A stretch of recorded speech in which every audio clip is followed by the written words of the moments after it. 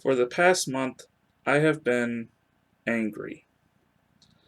This anger stems from the collective mass of idiotic behavior of which we should place under the category of current events. Granted, I should probably take this all with a grain of salt and not as personal as I do, but I do think of myself as a reasonably intelligent person, and I do feel as if that intelligence has been insulted.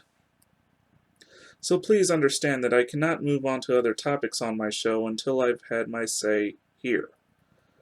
The majority of these behaviors can be pointed out in 4 points, of which I will discuss now. 1. Elmer Fudd and Yosemite Sam are fictional characters. As fictional characters and therefore not being real, they are not United States citizens. Since they're not United States citizens, they're therefore not protected by the United States Constitution. So quit trying to protect their constitutional rights, of which they don't have any to begin with. 2. HBO does not have the only copy of Gone with the Wind left in existence.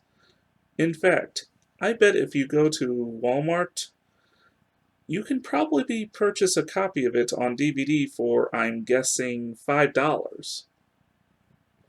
And honestly, I don't really think it's that great of a movie anyway.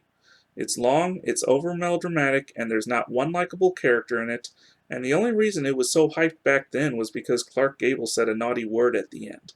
A word which, might I add, has kind of lost its luster in recent decades. 3. Yes, Black lives do matter. I'm with you all 100% there. These protests are indeed necessary, if anything, to interrupt the flow of prejudice, inequity, and the corrupt abuse of authority, especially from those, not all, mind you, but the plenty of those who do corrupt it and are sworn to protect and serve our citizenry. The fate of maple syrup doesn't matter as much. 4. Art, like history, should not be destroyed or removed. Art and history can offend, but that does not mean we should be rid of it. Yet, even as I record this, even as you watch it, art pieces which depict a very trying, confusing, and violent time in this country's history are being removed and possibly destroyed.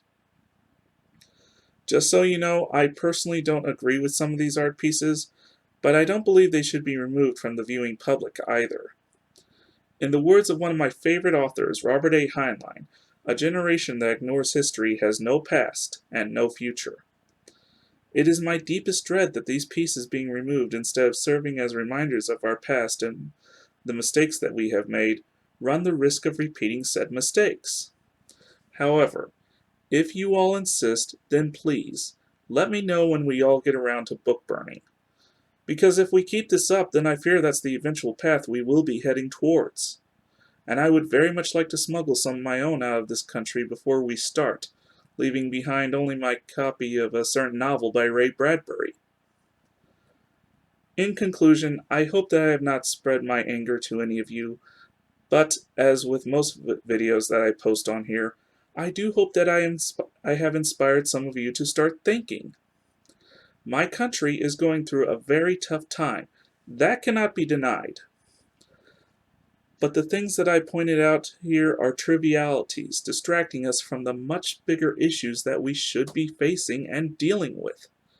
Thinking is one of the ways we're going to see ourselves through these tough times. I'll be honest with you. This has been a tough entry for me. I do not like discussing topics like these on my show, but I felt that I could not, in clear conscience, go any further until I got these out of my system. Come next month, I hope to return to my regularly scheduled mess. I don't really expect many of you to enjoy this, but if you'd like to, please like and subscribe to view more in the near future. If you click dislike and unsubscribe, then just go with the knowledge that I understand and wish you well. I'm Mike, and this has been a Penguins Rock production.